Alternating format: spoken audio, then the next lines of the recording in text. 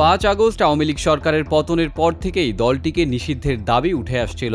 তবে বিভিন্ন সময়ে সরকার থেকে এই বিষয়ে কথা বললেও নিষিদ্ধের বিষয়টি কিছুটা স্তিমিত হয়ে যায়।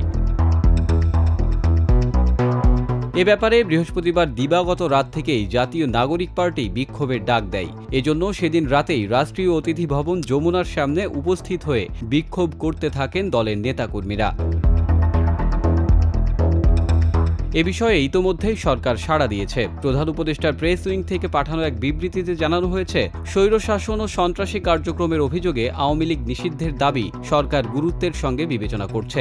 এ ব্যাপারে সরকার রাজনৈতিক দলগুলোর সঙ্গে ইতোমধ্যেই যোগাযোগ করেছে। তাদের সঙ্গে আলোচনা করে দ্রুত সিদ্ধান্ত নেওয়া হবে। বিবৃতিতে আরও বলা হয়, এক্ষেত্রে আওয়ামী লীগের নেতা ও সমর্থকদের সন্ত্রাসী কার্যক্রমের বিষয়ে জাতিসংঘের প্রতিবেদন সরকার বিবেচনায় রাখছে। সে পর্যন্ত সবাইকে ধৈর্য ধারণ করার আহ্বান জানাচ্ছে। যেখানে ইতোমধ্যেই সরকার জনদাবির প্রতি সম্মান জানিয়ে প্রচলিত আইনের অধীনে সন্ত্রাসী সংগঠন ছাত্রলীগকে নিষিদ্ধ করেছে।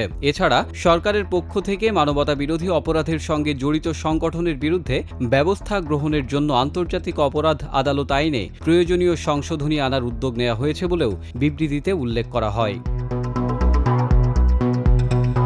এছাড়া সাবেক রাষ্ট্রপতি আব্দুল হামিদের বিদেশ গমন নিয়ে বিবৃতিতে বলা হয়, ফ্যাসিবাদী সরকারের সাবেক রাষ্ট্রপতি ও হত্যা মামলার আসামি আব্দুল হামিদের বিদেশ গমন সম্পর্কে জনমনে ক্ষোভ বিষয়ে সরকার অবগত। এ ঘটনার সঙ্গে জড়িত সবার বিরুদ্ধে উপযুক্ত আইনগত ব্যবস্থা নিতে সরকার বদ্ধপরিকর। সাবেক রাষ্ট্রপতির বিদেশ গমনের বিষয়ে ইতোমধ্যেই পুলিশের 2 কর্মকর্তাকে প্রত্যাহার এবং 2 জনকে বরখাস্ত করা হয়েছে। আওয়ামী লীগ নিষিদ্ধের দাবিতে হওয়া আন্দোলনে বৃহস্পতিবার দিবাগত রাত 1টার দিকে মিছিল নিয়ে যমুনার সামনে যান এনসিপির আহ্বায়ক নাহিদ ইসলাম ও সদস্য সচিব আখতার হোসেন। তাদের সঙ্গে উপস্থিত ছিলেন দলের নেতাকর্মীরাও। এনসিপি ছাড়াও বিভিন্ন সংগঠনের নেতাকর্মীরা বিক্ষোভে অংশ নেন। হেফাজতে ইসলাম, এবি পার্টি, ইসলামী ছাত্র শিবিরও বিক্ষোভে যোগ দেয়। শুক্রবার সকাল 8টার দিকে যোগ দেয় বাংলাদেশ জামাতে ইসলামী।